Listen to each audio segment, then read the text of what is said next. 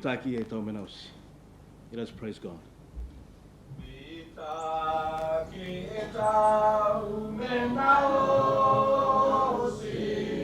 Ai e o vale.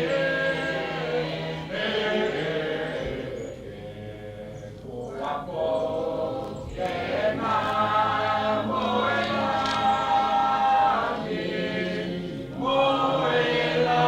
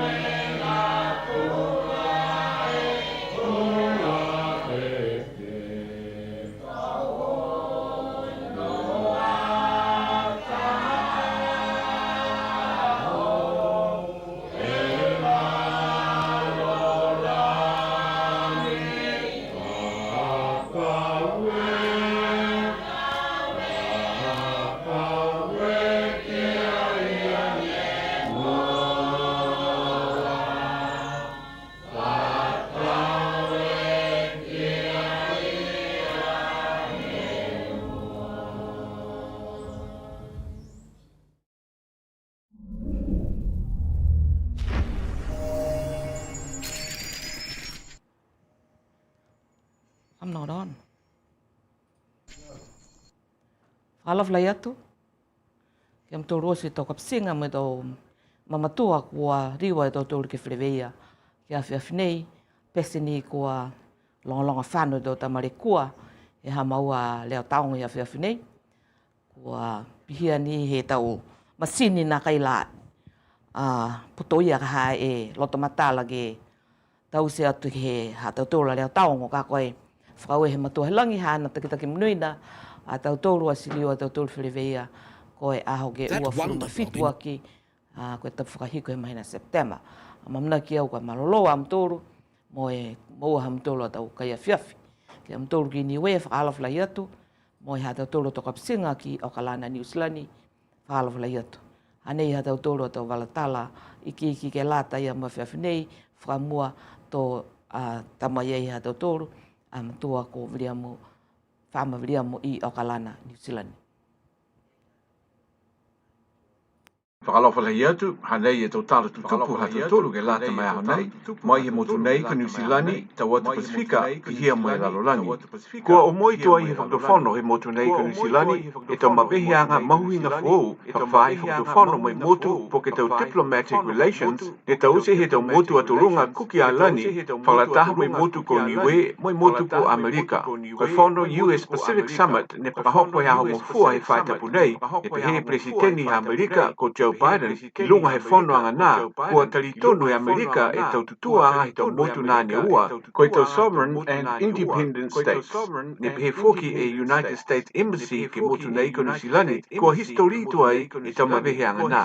Ne pehe te kitaki koutuha New Zealand ko Chris Hipkins, tono nofanga ia e tau motu atu runga Kuki Ailani, moi motu ko Niue, ke lalo hifo e tau leweke anga he motu nei ko New Zealand.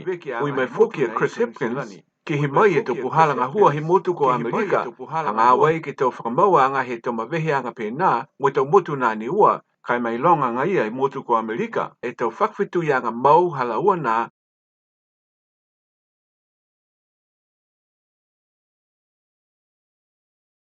motu nei ko New Zealand, tonaka hiki e tau tohi whakawe, ne whakatū he tau motu nā Niua, moi motu ko New Zealand. O moi whakalahi e Aotearoa New Zealand, e tau mawehe anga nā he tau motu aturunga Kuki Ailani, moi motu ko Niue, ne tau se moi motu ko Amerika. Ne pehe mai foki e ngutu mga hauha MFAT, toko ono whamataha e tau motu mai whafo, ne whai diplomatic relations, moi tau motu aturunga Kuki Ailani, moi toko ua whamataha e tau motu mai whafo, ne whai diplomatic relations moi motu ko Niue. Ne whamatala e Joe Biden ki lunga he whono hana moi tau takitaki koutu he forum ne whakahoko ke White House tau monuina ni e laurolangi ka whakamao i tau whakawhitu ianga he tau motu si koe ka kanoha ia ne whakatua e Amerika e tau diplomatic relations moi tau motu aturunga Kuki Ailani moi motu ko Niue he ui mai e Joe Biden. Ne lahi whakaue he ririfu pare mia Niue ko Honorable Dalton Tangilangi ki tau langmatai ne maua mai he motu ko Amerika ke lata mai tau whaahi fusiika he tau atu Pasifika ne potuia foki ki ai e motu ko Niue.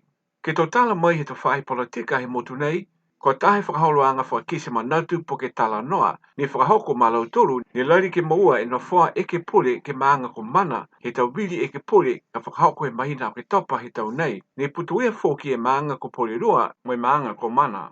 Ko lau toru ia ne whakalataha atu ki tau whakaholo anga nā, koe tau hukui mai he tau mtakau politika, koe Protect and Prosper New Zealand, ACT, Labour, National, Greens and New Zealand First.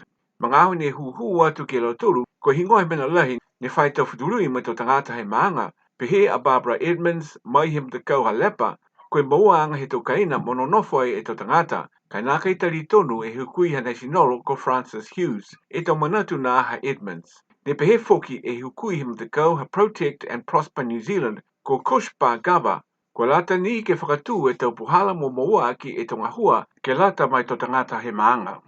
Ke whakausi mai he Pasifika, ko aole ange takitaki koutu ha Solomona ko Manase Songavare ke motu ko Iapana ke tauwhi e tau whakatomo anga he tau vaikona ko tau nuclear waste water ki lalo hifo e tau tofia he tau atu Pasifika. Penai te manatu whakakisi hana ki lunga e whanolahi he kautaha e laulangi ko United Nations General Assembly. E pehe angi foki a Manase Songavare ko alata he motu ko Iapana ke kumi e tau puhala ko kehe mo tau usia ki e tau vaina. Ni o moi foki e songa vare e tau manako he tau takitaki kautu he tau watu Pasifika ke whakatu e taha mawehe anga mau ki Nuclear Non-Proliferation Treaty. Mo naka e nimo e tau le kua whakamua atu ne tupu mai he tau manghala ne sivi e tau pomo nuclear ke taha whahi he tau watu Pasifika. Pena e tau tala tu tupu ha tau tolu ke lata mai au nei, wau nei ni manghau atu ko wha. Nā. Whaulohi māma ke he tau whailoanga ia ke lata ia mo tau tolu ia whewhi nei. Hanei e tau whailoanga ke lata ia mo e community ha tau tolu mai he tau tolu taktaki, Paulo Jessup, mai tau whanau Queensland. Whamanatu atu ke tau whanau fuata tāne mai whiwhine o mai ke ako kori mai lolongo a whaiumu YMCA kaina nā ki a Acacia Ridge. Whamanatu atu whoki ke tau matu whiwhine ke o hoko atu ke whanua nā ke tā langa whoki mai matutaki atu ha tau tolu a tau wheua ko e la langa tō tahe whiawhia mo e kiskisi atu ke he tau mahifi mo e makutu he whahitapu ka more me whahitapitua furu ola lahi alo tolu a tau matasia sia. Whawelahi whoki am tolu ne whakatau e tau skesi ke lata mo e la foru he Queensland Niue community ke whakamanatu atu totongi e tau skesi ham tolu ke pā mai ham furuma whā tolo ai skesi ke hau pure whakamotu a ua furumataha ke tolo ai e skesi ha tau tolu. Whamanatu atu ke tui whoki e tau tāpuru, ham tolu e tau lanu he tau maanga. Si whamore mori, ua whana koe ke tui e lanu he maanga kehe, haua koe ke tui e lanu hau he maanga ni haua ia koe. Si ka eke kua hoko tau pere whiawhia, ai pā koe ka whanua koe ke whiawhia po ke pere he taha maanga ni whia manako a koe ke ai, kai tui mai e lanu hau ni whiawhia mo manako, e se fua hau koe mena haua koe he maanga ia. Kumi atu ke Paulo Jessup, ko ia ne moua e to whakailoanga ke lata ia mo e pure whakamotu, ko e limo furu e tāla, tutongi ka eke ko whaistoru a koe, longa e tau kai, furuola whoki, e longona atu, ko e tause e tau pitako ke sivi. Siko mtoru nei loilo he tause e tau pitako pia, ka ufi, po ke mōsini, po ke whalawa mata, ha pitako he tau pitako, haia o mai koe sive tau pitako he aho ia. Si koe whailoanga nei, ai ke mtoru ne whia manako whoki ke iloa whalua walatala, mai ke mtoru ke huhu atu ke Paulo Jessup, koe takitake tau whanau niwe kanu. Pia whoki ka eke kua whai whale la mtoru, tō taha e frufurola e ka ina ia ko e marumaru. Si mtoru ne ke tupe ka iwi whale la koe, tō taha e maru e ka ina ia, ka mata he hola waru, he mga pungi, tuku he hola whaa ke mga ho whiawhi. Si pihia e whaka iloanga ia ke lata ia moe, pure whakamotu e tau whanau niwe Queensland community. Si haia ha tau tolu tau amamna kianga ma tau kapsinga, amamna ki ke whirewea tau tolu ke haho ia a huufuru mataha ia o ke topa. I whoki taha matakau tā kirikiki, he tau whanau toke lau, amamanaki, ko mtoru ni whia manako ke tā kirikiki, ko e inga ko e matakau tā kirikiki a lau toru competition. Mo e tau maanga ki he kehe, he Pasifika, he whahitapu nei ki Winem. Si nākai whai matakau a tau toru, ka kano i loa i au kua whitai tau toa lau toru he o ke mari. Kana masike whukini ka si whano ke tā kirikiki, ka i whano ke poi ka hato to hoko e tā kirikiki. Kai a mamuna ke tau toru, ko mtoru ne whia manako ke tā kirikiki, mo e matakau ha toke lau, toko ua furu e tam whiwhene, ua furu e tam tāni. Ke he kau tāne, ke he kau whiwhene, kumi mai ke au nei, to i loa atu e tau mga whakamui e tau kailoanga ha tau toru ka eke kua whai. Matakau mōri e tau toru, re whiawhia tau toru, mo e tau whanau toke lau.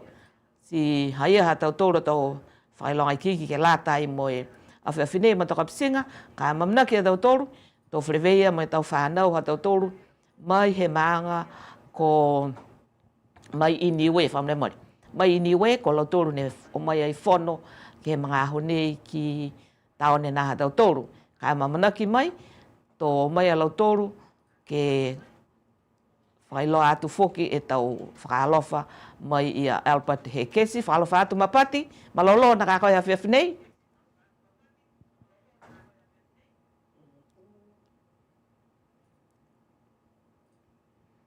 Is he on? Yeah.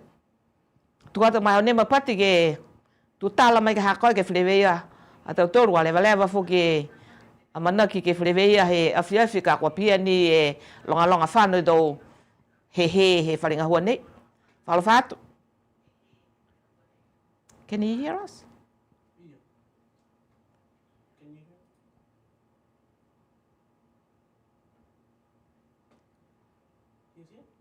Play a song.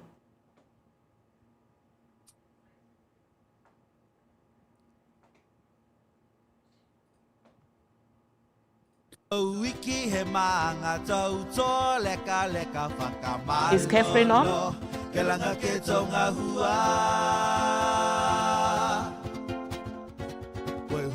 Noa ai moe he munoa ai a taua ai ao ngā taua ke i ta moe whakasewa sewa koe pule whiwhine koe patu iki ko Elisabeta tau iki he maanga tau tō leka whakamalolo ke langa ke tonga hua koe hula noa ai moe he munoa ai a taua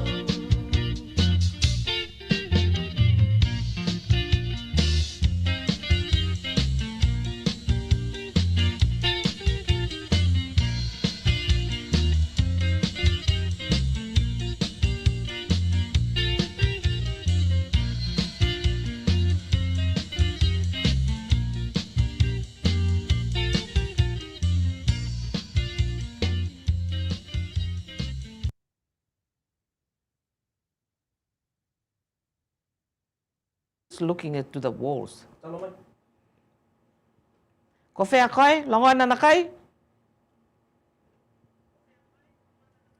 Longana, o wai ne leo atu. Aia, tu tala mai koa. Lewa fuki te whakataritari e malona te toko loa he pālangi pō nei he. He awhiawhi, kai tuko te mga nei ka hake tala mai ka hakoi koa lewa te whakataritari kia. Ia. Whakalofa lai atu ki mtulu osi, ko hoko mai ke he pūli he pō nei. Ai mua atu kia koe mapoi, mai haa tanga hua. Ke pūli he pō, lai whakaue ko mai kia i ke kamatai e whakahoroanga ke lata mo e pōpe se muri, ka pihi ni whalu te lepua, ko hoko ke tau kawihila. E mo haa ia, wa whia lahi ni, kua matutake hatu tōla whakahoroanga, whingita whakalahi atu ke tau mamatua tu pōna. Kua anonofa wiko ke he tau kaina ke tau mga honei, ke he tau motu, kua anonofa mawai ke he tau mga honei. Kai pihe fuke mtoli ka matakainanga ke he motu, ko Niuean, ko mea ke fuke mtoli ka nona mai ke a tanei. Mea ke au ke puke atu he tau ata he pōnei mai he vila, me whare maka. Nā kai hoko atu ki whafo he nei, hifu ke wāfo, tō tai hawini vigi. Yeah, put it up so I can't hear you. E makaliri foki. Kai kawilai mapoi ko mea ke matutaki ke he pōnei. Matutaki hane whai whakaloanga tu tolu ngā? Haia, whakaue. Okay, pehe mai whalu a tau mana tala tutupu ko hoko ke motu. Pai tau rugby league ne riwa lau tolu play he whai tapu o kioki wha tapu whai tapu kwa maari. I riwa e matakau ha motu. Kau tū ke he play ke ua ake ia na langa tolu play he tu whanau ia rugby league. Ua haia kua osi. Tā haia ne toi. Ai linga hoko halo tolu tau poi whakahiku. I lata mai mahina whaua o ke tapa. Kua longona mai whuki ke he tau tala tutupu. A tu tōra parimia hoko atua ia mai hana tau tangata langamatai. Ke he motu ko Amerika, liwa lau tōru mauai e taha mai whakamori whuki taha maweheanga whou. E lata mai motu ia ko Amerika. Mai tau whalu tau langamatai anga whou. Amerika wa manaki. E langamatai aki e mutu nei hato tolu. Ka mea ke whuki wharu tau whanau. Tunga hea ka hukui mai he Niue Ocean Wide. E whakalataha atu whuki moia. Mai hana tangata ngā hoa langamatai atu ke parimia. E motu ko Washington DC. Si tau sia e whakamuri anga ia. Mea ke whuki e hato tolu motu whiwhene ko e lilifu ko Jacinda Ardern, e langamatai whuki atu e ia, e tau ngā hua, o e tau whikau a Niue Ocean Wide. E ne hopa atu lo tōru ke motu ia o Amerika. Mo ngā honei ke he motu kua tokonga ngā ia tau tulisi, ko wha ewa mai ke he motu, e tau whai tapu e ka mole atu ki tua. Fua ke molea ua seo tangata ne wha mai ki ai ke hoko mai ke he wakalele ia, e wakalele lai, ka koe wakalele tosi ni wha hau, fua ke lalo hefo he ua seo, si ko tau longa tau tulisi, o mai puaki ni lau tolu ke mai ke Pasifika, mai fuki whakau hau ke motu, ai matu ke mai ke o ke kisikisi ke tau tawhua. Kua takolonga lahi ka ngai e tau tawhua, he tofia ke mga honei, loto Alofi, hake atu ki whai tukilau, motu, hif ke whai laro, nanofo ngai ni tau manutahi a tau tōru ke motu, tō mea ke lau tōru ke liliuat ke whalu tau walatai foki, ke he tau mahina o ke tapa po ke November foki. Uteni ke he tau walatahi, mo e tau tahi ko lata tonu ai, a lau tōru a tau sino ki ai. Pai longona mai foki, whala tau tala mai he tau komisi mai he whainga hua, fua matangi, mana ke motu, ke mango ke he tau mahina i mua, mo e tau mahina mawhana ke he motu, si e lo tolu linga tō ai whai uha, po ke tosi lahi e uha, ai lahi e mango e motu, mo foki, mo vela, mo mawhanawhana foki, linga foki, ke whai a wha ke tata mai ke tō motu ke tō mga hala a wha, e lo te tōra tō mga hala pawaki ne whai tō e tō a wha ke motu, o e tō mahina a Ianuari, o nonu atu Ianuari, Februari, me pai pi halo tōra tō talahawanga, ke he tō fuafua matangi e lata o e motu. Whai tapu kua male foki, tunga ni kua ongo te au, e tau matarainanga mai he manga luftu ki lau, he flo tōru ke he ao, he uru tofia ke whai tapu kua male, e longa tō ika foki halo tōru ni kua hii mai, tā whangi alofi, ka mata mai wāfo hake atu ke whai tuki lau, ke he manga ia alofi tuki lau, longa foki mo ke foki tō whanga ika halo tōru, e hi tunga hea, ko tō urutuki, ko e tō ngatala, ko e tō mataeri, ko e tō nui, ko e tō ila, malika foki whalu tō ika na hi ke wāfo, ko e tō hao, e foki a tahe pō ni hifu au, e rea wātu ki ai, tahe ika ko e tuli uli, ika ia, i loa tō tolu, ika ia, lahi, e whanofo, mo e tō mango, mo heke tō tua, e tō mango. Ka koe whai nei halo tolu, a lofti ki lau, manaki hoke au whakatata, e au whai umu, ke whai tapu nei, manaki motu ke tolu ki ai, i sia e tau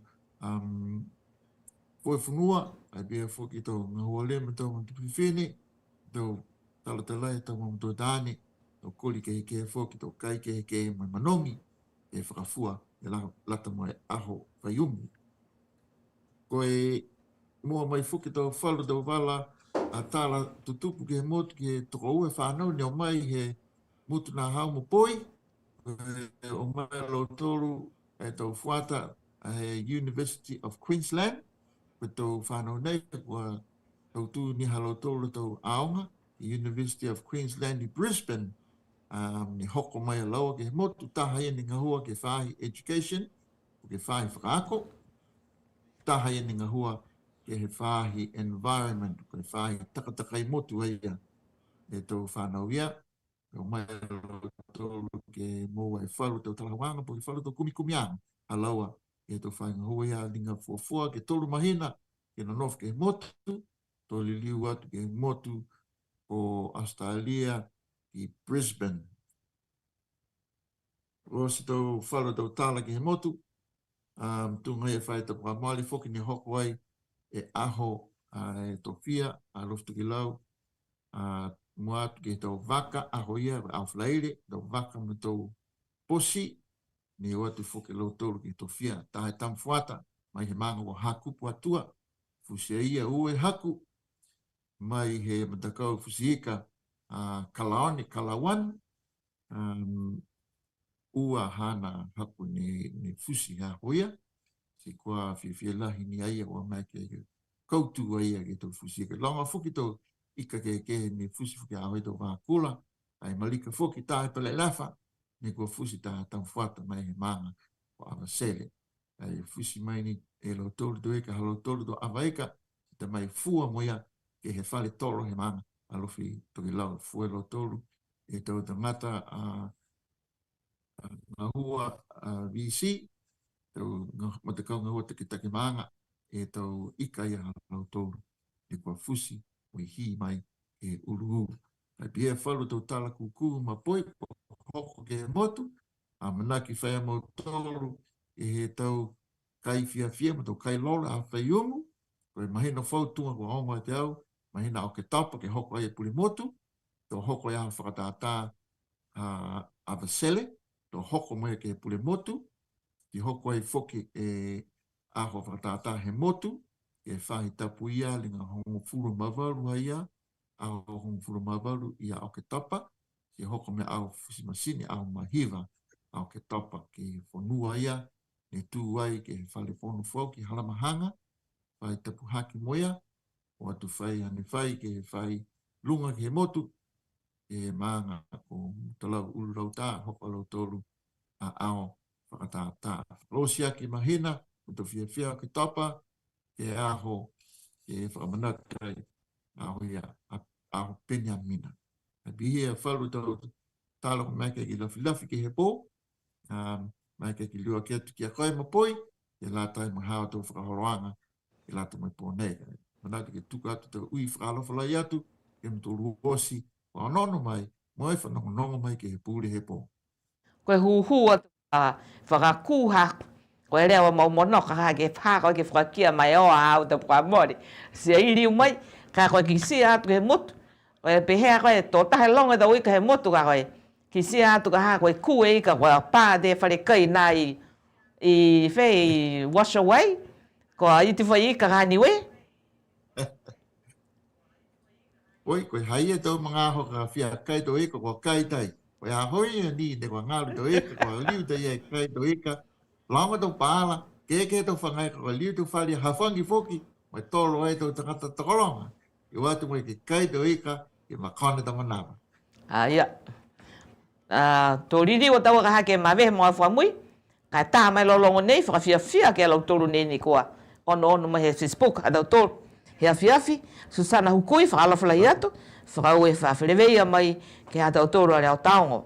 Pia whoki ke he hatau tōru, ta mawhine ko tala tui neau, whakalawhalai atu ma tala ke mtōru, whakalawhalai atu whoki ke he tokapsinga nā ki Northside ko waka nofisi mo e mawhawa, kai whinatu whoki e lolongo nei, tā whakawhiawhia ke hatau tōru, a whanau Honourable Vewe, Jacob Saniki, Alofi Niue. Monui nei aho whanau hao ma wewe. Tā mai lolongo ma ilai, whia ke lau tōru nei, kua kai te tau supo ika a lau tōru niwe, whaalawhalai atu whuki a kai maoru ne ono mai.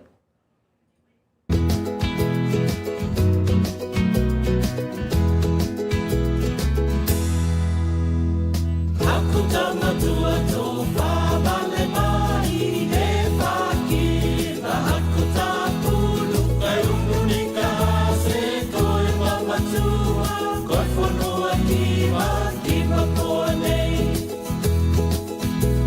Si unu whakaseki se mamatua, katoa lio, e tawa hone toe, toma lipi e tawa tupe, e whakatu whono i au nei.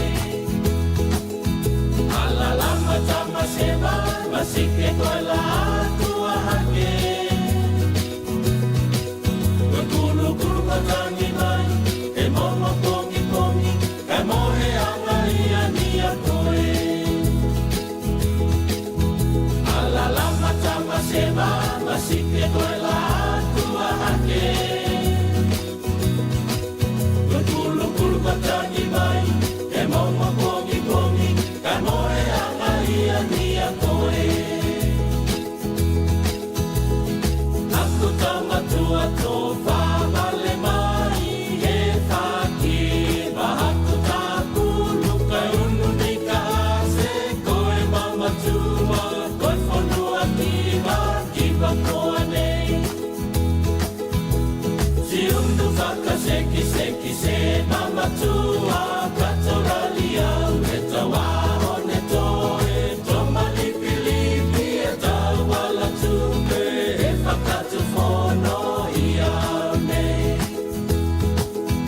Ala lama tama sema, masike koe la atua hake. Koe kulu matangi mai, e momo pongi, kai moe anga ia koe. Koe kulu matangi mai, e momo pongi, kai moe anga ia koe. Kai moe anga ia koe.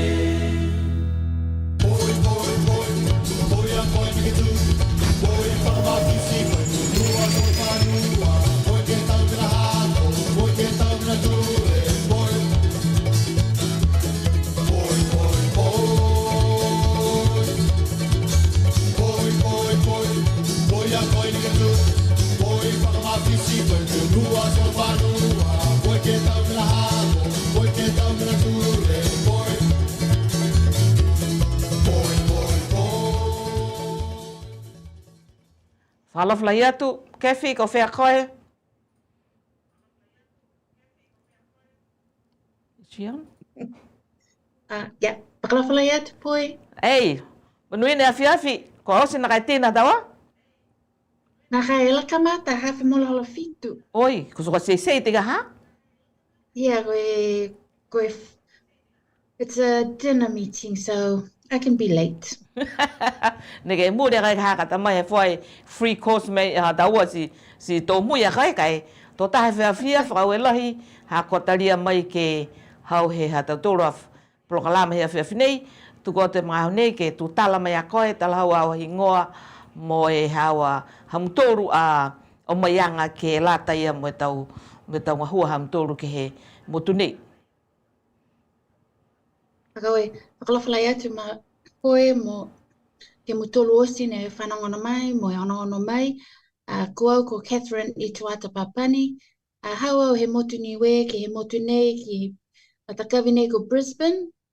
Si hau au mo e Minister, Honourable Minister Crossvita Tui, mo Andre Siohane. O mai mau tolu ke he whonoanga nei, it's e tause e Australia Pacific Island Business Council. And the theme around that is developing Blue Pacific sustainable, resilient infrastructure. That's been the meeting he tau aho nei ne o mai matolu ki ai. The Australia Pacific Island Business Council, koe matakau ia ne tause e tau whonoanga nei ki nei he matakawi nei ko Brisbane. So that's how he ke represent e matakau pisinisi Niue. So I'm here as the CEO for the Niue Chamber of Commerce to represent private sector. And when we talk about the private sector with government, we talk about the partnership. So we have the government side, and the Minister for Infrastructure is here with his government official. The meeting had brought in over, sorry, I'm reverting automatically to English, if you don't mind. The meeting has brought in over 400 participants from the region, the Pacific region, representing Chamber of Commerce's and private sector organizations, engineering contractors, as the meeting has been based around infrastructure and connecting businesses to contractors. So it's been a long 3 days of meetings that starts at 8 o'clock and finished around 6 o'clock in the evening. So that's why I'm here. Ai whakawe. Ko e mahuinga whewhe e whono nei ha mutoro ni o mai ei ki se kisi atu ka hatalua motu. Ko e longa whewhe tau private sector ha tau toro e motu ni he mga hau nei. Longa na whake au ka kua tupu whakahanga. Longa whakahanga e tau private sector he motu ha tau toro. Si ko hingo e tau lango matai ha mutoro ni kua mai ha mutoro he whono ke tahake mo lango matai ke ha tau toro motu. Whamle mori. We have whakangango mai a koe liuni au ke whakaonga e wanghopa. It's all good, you go it. Okay, we have over 340 businesses registered on our database. Admittedly, there's about 18 government departments and maybe 15 overseas affiliate businesses based overseas. So that's the number of businesses on Niuean database. It's around about, probably the bona fide businesses would be nearing about 298 that have been registered with the Chamber of Commerce. Our job, and it's grown over the years because there's been a lot of private sector development on Niue, and we have to thank the government of Niue in taking that kind of approach to work together, public-private partnership. And we've seen the business numbers grow in Niue from perhaps back in 2009. There was just over 100. And the chamber membership. Now we have over 300. So as you can see, we've grown in the numbers of people registered into the private sector. The meeting here has enabled us to make connections and reconnect with some donor agencies, the DFAT, which is the Australian government aid program, MFAT, the New Zealand Trade Enterprise, contractors, and chambers of commerce from the Pacific. What we've done in the conference is promote Niue, promote the need to connect and assist, and then be open to opportunities where there are financing of these infrastructure projects. There's also been assistance that's been offered towards private sector organisations, not just Niue, but in the Pacific, from new players in the arena in relation to donor agencies. But while they're there, that doesn't necessarily mean we will go get funding from them. Often it comes with project lines and activities. So that's kind of a brief outline of the conference. I presented today on connecting contractors to Niue and through connections with businesses, and how we can get overseas businesses into Niue to do some of the work that's required and to cover some of the labour shortages that we had. The Minister presented today the projects in the pipeline that Niue has, and the challenges in relation to infrastructure projects with timing, funding, and things like that. So that was our presentations that we had today. Looking and hearing what you're saying, how would you guys class our population in Niue with maybe looking at the spending and all of those that are looking into it? How can you guys, or how can Niue government apply that, for example, us living overseas, to maybe make us want to come back home, or looking in the long run? How can you compare those that are living overseas with those that are living in Niue? Is there a chance for us, you might think so, to come to Niue one day with what you guys are doing? So I was privileged enough to go and attend the Galicia Niue church service on Sunday, north side. And I did impress that returning back home to Niue should be everyone's goal. And when it's a lifestyle change, that's why you go to Niue. You definitely won't be be prepared not to be making what you're making now, perhaps. Yeah. But the joy of it is that you're actually on island and doing something and giving back to Niue. Now, what I've asked is that if there's any connections or any Niuean businesses here and in New Zealand, and we've promoted this, is that to connect with us through chamber, so that we're able to keep you on our database and provide you with any opportunities that will come up by way of any jobs or by way of projects or consultancies, that businesses or individuals, our own people, can come back and perhaps do. Even if it's for a couple of years, you'll get the feel of the land, and then maybe you'll decide to stay on. It's not an easy transition. I myself, and I'll use myself and be open to using my own experience. I was born on Niue.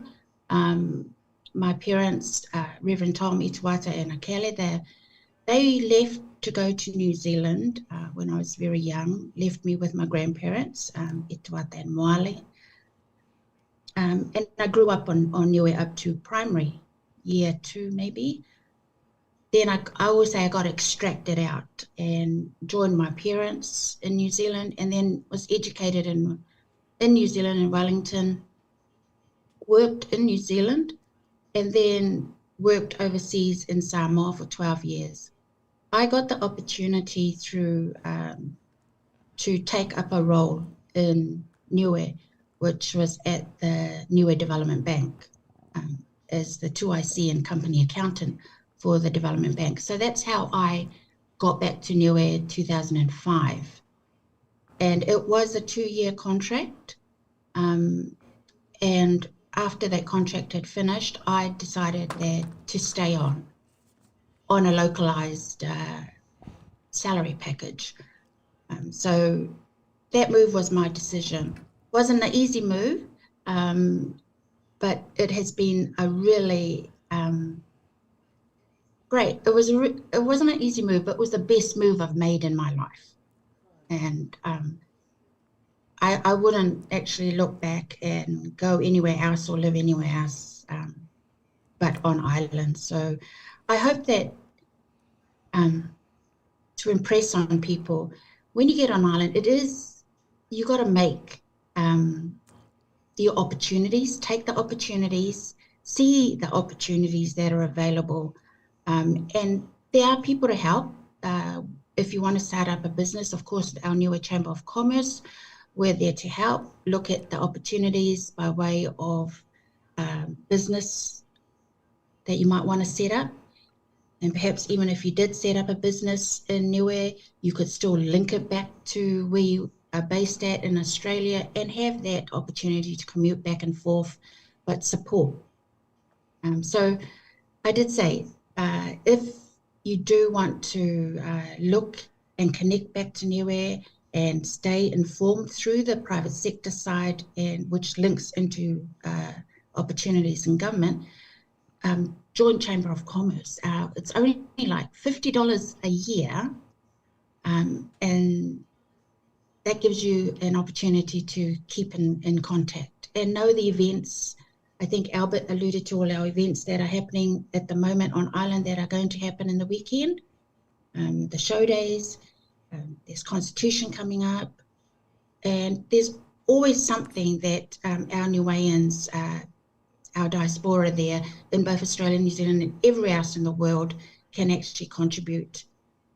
Even staying connected with us is a big thing for us. We really take, we're really proud when our Niueans from overseas actually join our chamber, and we keep in contact with them to see if there's any opportunities. We pass it through to them, and they often offer what their services are that they can do, and we'll look for opportunities to bring them to Niue. If at all possible, we can find some funding. With all this saying, you know, with us living overseas, with Niue developing, with all this, I'm sure Albert will be perhaps in this, he's in good hands if that's what you're saying. What qualifies us to, you know, perhaps looking into, I don't know, money-wise loans? How do we qualify to come to you guys and ask for help in terms of looking to start something, if one day we'll be looking into it as what you're saying? Okay. When you come back to Niue and you're looking at starting up a business, of course, we'll be sitting down and going through the business plans and what the opportunities that are there. You would have to register your business, and the support framework may necessarily be straight out grants or cash but it would be trying to find those opportunities that could come through our partnerships, like with Farmer Plus or Pesa Plus, all those agencies that we work close with.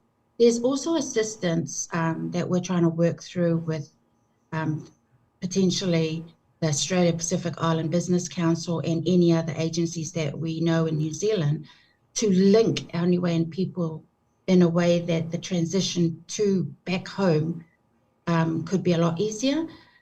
A lot of this will take commitment from our people to come back home with capital and with their own funding to help establish, and then from there, the help will continue to support. We don't have, like, for our Chamber of Commerce, we don't have a big operational budget to work with. Our operational budget caters for the training that we offer our businesses, any activities that we do for the schools. We run a junior and young entrepreneurs program on Niue at the primary school and at the high school, where we teach the young students how to create businesses, how to be creative in their thinking about products that would work on Niue to generate income. And they get into business groups, and then around Constitution, they will launch their business and their products, and people will come in and buy. So all the learning is taken out through the year, through our Chamber of Commerce, delivering it at primary and secondary school. And that's just to give them opportunity to looking at potential career paths. We can't all be scholars and go to university. We have other opportunities that are available, and in trades, they could go and get some trade training, and then potentially come back and set up businesses. I think one of the areas that we are looking at in Chamber is where we're going in the future with for example, our auto engineering, the mechanical side, because the cars are moving into hybrids. And we're needing students to move into that area of study, so that those are opportunities back home when they finish their study. We're moving into that time frame with electric cars, hybrid cars, and we need people to be able to actually service those type of vehicles. With our small population in Niue at the moment, where do you see us in the future? I see us growing our population, and you know, I'm going to always think positive about that, because with this climate change and everything that's happening around, and just even being here in Brisbane for just this week, there is a lot happening around in countries outside of Niue that it's really quite scary in the sense of security, safety. And I think a lot of our younger generation, professional generation, and our matures, and yourself, Poi, would want to come back home. Whereas I believe we're safer back on Niue. Yes, we've got climate change affecting those sudden onset events with cyclones and that. But as you can see, Niue has always been quite resilient. And the focus at the moment around has been to put a lot of effort into building resilience into the Pacific Islands because of climate change. We're the lowest greenhouse gas emitters globally, and yet we're the ones impacted the most. But what we need is our own people to come back and help us build that resilience on our country in Niue. And I hope that, you know, people will come back, will find and want to come back. And we've all had experiences working and living overseas, but I think being at home is no place like home. Exactly, that's the word. Oh, it's low. Yeah, for a you know, it's like they said, it's easier said than done. It is. Yeah. No tu haki mua koe haku tau longo na anga ni ka koe the last 20 years e mana to hake riu ke motu looking into tonga hua ka he motu nei compared to what I have if I go back home. Silinga koe to longa na to toru ka to e mga hone mana tu pihia koe tau hala ke tupe he motu o tau tōru. It is what it is. Ka koe tunga talaha kai, koe loto ni he tangata. Ka manako ni ka haki he motu, riwa tu mōri ke he motu. Ka kai pehe au mō nei, give us whatever have you got in your bag left. Whakamatala mai, tuku mai whakahiko hawa, give us some words of wisdom, make everybody jump up and go back home.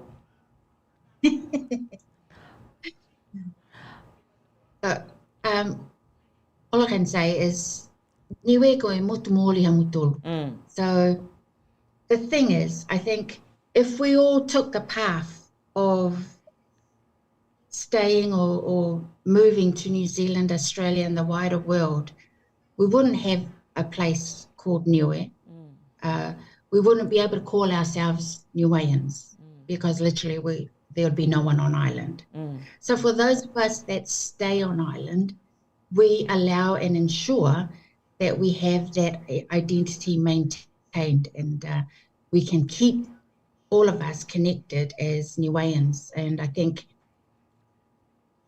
give it a try, come back, connect with us. We'll find a way where we can bring you in, even if we are always looking to bring trainers back home in your specialized fields and your expertise in many areas to provide training instead of us going and getting overseas consultants.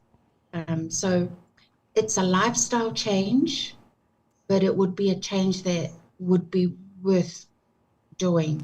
Even for a couple of years. Aia, whawelahi makefi. Appreciate your time coming in and talk to us tonight. Kai tuku te mga hone, whiawhia lahi alau tōru halongona mai mo ki sia koe I niwe, mga whawa hau, tuku te mga hone, ki tō mawehe mā koe, tuku atu hau tō whakalofa, po ke hau nia tō manatu whakahiku, ka kia monuina e pō, whawelahi a koa whileweia mai, ka kumi mga hau ke whileweia atu ka hato liriu am tōru he aho whalaire, si tuku atu mga hone, tala mai whakahiku akai. Whakawe mapoe, whakawe liuni, whakawe kia koe, hako hau matutaki ang mai ki au ke hau ke tutala taua mo ono mai, mo longono mai e tau matakainanga mang whaoha tau tōlu. Whakawe whoki ke hiki e lang ki hana takitaki ang mawhole ke tau tōlu osi. Mo atu kia hako tau mang whaohi nei ne matutaki mai si they've connected with me, so whakawe lahi. And I wish everyone blessed days ahead and hope to hear from you all by connecting through to the chamber. I think Poi has my email address, and then we can continue maintaining that connection. Thank you for the opportunity. Blessings to you all.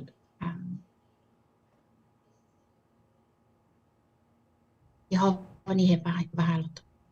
you. Easier said than done, but we won't promise anything. I mean, I won't promise anything. Kai riongi mori ke moa tō matautakianga ke whileweia ke motu, ko e mena wheni ka whakalofa mai matua he langi ke tautoru, ka ke monuina mutoru whenonga, tō ririu ke he motu. Tā mai ma Eli te halolong, whawhiawhia ke kefi, Honourable Crossley tātui, mo e taha tāmafu ki Kosi o Hani. Ko lautoru ni o mai ai he whonoanga nā mai I niwe, no nofo lautoru he taone, tō tahe whakaue kia ia hako whileweia mai pesi ni kwa lawe lawe a lautoru, o I tulou ke hawa tō mga aho ma kefi.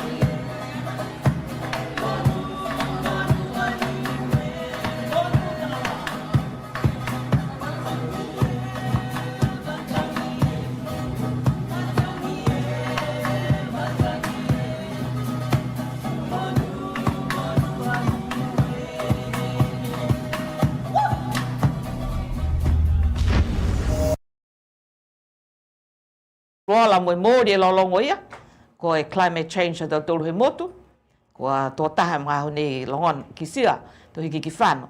Se ia da tolu ta mawhine, Catherine e tuata ne kua haupaua ke ia ke tu tala ke da tolu mga whine hanga au ia ke he tau whono hala tolu ni o mai ei. Silinga ko koe taha mapati whakalateo ne linga monui na koe kaha he ha tau tolu motu hono atu he kisia atu e tau whakatu tala ha Catherine Papani. Kai tua tu hai mga hone ke a koe whakausiosi mai taua whakaoloanga ia whiawhi. Tō mawehe mai. Ia, whakawelai mapoi, whakawelai whuki kia Catherine, mai hana tau manatu. Hana tau kupu mai kreia ke whakatutala mai ke he awhiawhi nei. O e utini ki he malolo he tangata mapoi ke mo e munuina. Ka lalelole na koe, ai whai mena ko maua. Malolo na koe, ke he talo whia e lo. Kai a ke pun popi o e tō tahe mawhala, e mui. Kai a ke aturi. Ako. Ai, uka me ta kupuia ke he tau matakainanga ni nonofo mai ke tumutu kehe, ke whakatatai ka ha ke he tau tangata ni nonofo, ke he matamaka Alotogo Niue. Ka ko pihini e to whiwhirianga si nonofo kehe, e tau mumui ke he tau mga honei, ai manaki ni ke manuina Alotogo nonofo, viko ke he lalolangi, ai pihi e whakamotolu ko nonofo ai ke matamaka ke mga honei, lali motolu ke asi hake mai whakatupu e motu ki mua, ke lata e mumtolu to atu hau, ka le liu mai ke motu. Mumtolu whoke tau mamatua, ke le liu mai ke motu. Wa muka whakahanga tōna nofo. Muka whakahanga whoke tau mamui, he na nofo ke tau waha, kwa kehe ke tau ngā nei. Ka le whakoilai mapoi, ka mai ke atu tolu ke liu ke whileweia ke he pō. Pesini kwa pihe wharuga le kua ke he pō, a manaki au ke manuina whoki e tau matakainanga Niue kua o viku whoki ki Alotogo tau wheka tunga ia ko Catherine mo Andres Yohane ma Alotogo lilifu ko Kosli tātui kua watu ai ki motu ko Australia whauru ea kua watu niafi ke tau kuhala kaleri ki motu ko Fisi mai longa whoki tau tangatanga hoa futu whoni na whao ke lata e mo tau whono ua mea ki ai ke hoko Alotogo ke whalu tau motu e atu lalolangi atu tolu na nofu ki ai ki tau ngā nei. Kai whakauilahi ko mea ki tau tolu ke liu ke whileweia ke pouri he po nei, kua o nei ko alipati he kesi, ko whia lahi ke matutaki atu ke po, me amanaki ke manuina ha mtolu tonu nofuanga ke tau ngā nei mua atu mtolu, tau matua tupuna, mtolu tau halonga kwa tupu ai mai mtolu osi. Petu ohi whoki o mtolu, ke lata e mo tolu tautoro kautu whakahere o Niue whikai. Nā ni taha ni e whakalafa tautoro ki mua he atua, me tāna hana whakalafa, mai ki lunga ia tautoro wosi, o wheni e tauna nofanga, ke tau waha nei, o hoko e tō mumui ki ai. Poi, ma be ato ni whai, ke mwina hawa nofanga ke pō, nina koe hawa whinanga heke e paliau afi, ke liu atu ai, ke hawa loto kaina, kola whalahi atu, ke tau matua, ke hawa manga wa nofu ki ai ki tau ngāo nei, ai pia whoki ki tau whata, mai tau liki whoki, hā tau tolu, hā koe lau tolu, koe tau atu hau, tupu hake tau tolu motu aia o Niue. Ma nofu a, mai manui ne pō. Koe kia, manui ne pō, whlewe tapu ka hau. Aia, koe mapoi. Aia, matoka pisinga, kua mawehe mai toa ia pati mai i Niue, a mamnake tau tolu ke li whlewe tapu ka hau. Kai tuku atu whoke ha mautoro leo tau ono waru toru, Pasifika TV ki a toru ma manongi, veli tama ki a kalana New Zealand, tau loto moko mo e tau loto tupe ha koe ha mtoru a mauku ke he whahitapu nei ha mtoru a tungane. Koe atua ni ke whoke atu e tau loto mawhanasia ke he tau mga whawakatoa. Si haia matoka pisinga, mamna kia kua whiawhia am tōru whanongonongo mai, ke ha tau tōru ali teo hea whiawhi nei. Pesini kua lauia e tau tama hepe iki ke he whare nei, kai a mamna kia tau tōru, liwa tau tōru i whilewe ke whaitapu hau. Si pia ha maua mai hako tanga hua i lai whinatu whaka ia o si whaitapu hau si liwa tua ia ke ha ana tau whakawanga ki awai. Kai mamna ke mo to kapsinga mo tone whanongonongo mai e awhiawhinei. Manui na hamu tōru a mahatapu kua se Iosifo ke mahina nei. Koe atua ni ke fuaki mai ke ata tōru tau sina malolo. Tōru tau kapsinga me tau mamatua fuakau ki Niue. Ke wharenga ngāo whaalawhalai atu ke mtōru. Pia fuki ni ke mtōru ki Akalana New Zealand. Ke manui na fuki ha mtōru whaitapu. Ke mtōru e hai tau kapsinga me tau mamatua ke he motu nei. Mo e mana wheni ne whanongonongo mai a koe. Kia manui na mtōru i a hova he wāloto. Poi setu kua mawehe atu nonofa mtōru.